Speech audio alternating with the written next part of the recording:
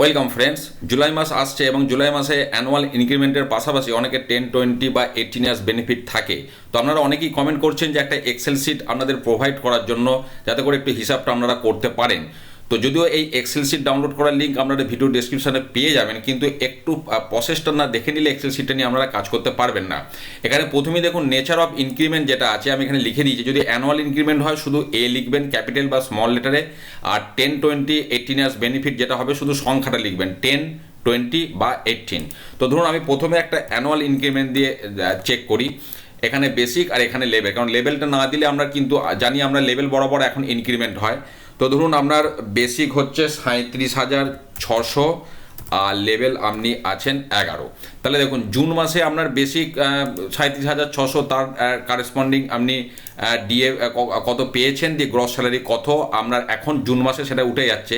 এবার জুলাই ইনক্রিমেন্ট নিয়ে বেসিক কত হবে তার সাপেক্ষে ডিএ হাউস রেন্ট দিয়ে আপনার গ্রস এবং কত গ্রস স্যালারি বাড়ছে সেটা এখানে উঠে যাবে।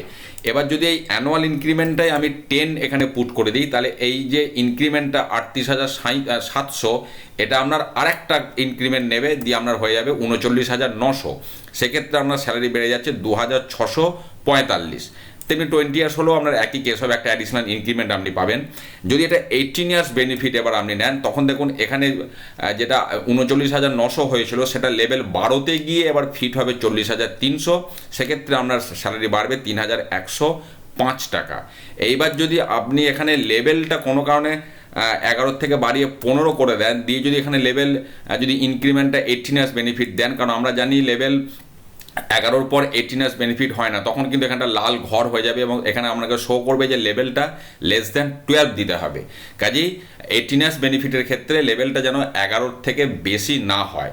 তো এইভাবে আপনারা পুট করুন, আপনারা এইভাবে যদি পুট করেন আপনাদের টোটাল হিসাবটা কিন্তু এখানে এসে যাবে। 10, 20, 18 ইয়ার্স বেনিফিট ধরে নিয়ে জুলাই মাসের ক্যালকুলেশনটা হয়ে যাবে। কিন্তু আমি আবার বলছি, এক্সেল শিটটা ডাউনলোড করার আগে একটু প্রসেসটা ভালো করে দেখে নেবেন কিভাবে এটা কাজ করবে। এইভাবে আপনারা দেখে নিন আপনাদের জুলাইয়ের স্যালারি কত হচ্ছে এবং কত বাড়ছে। ভালো থাকুন, সুস্থ থাকুন, ধন্যবাদ।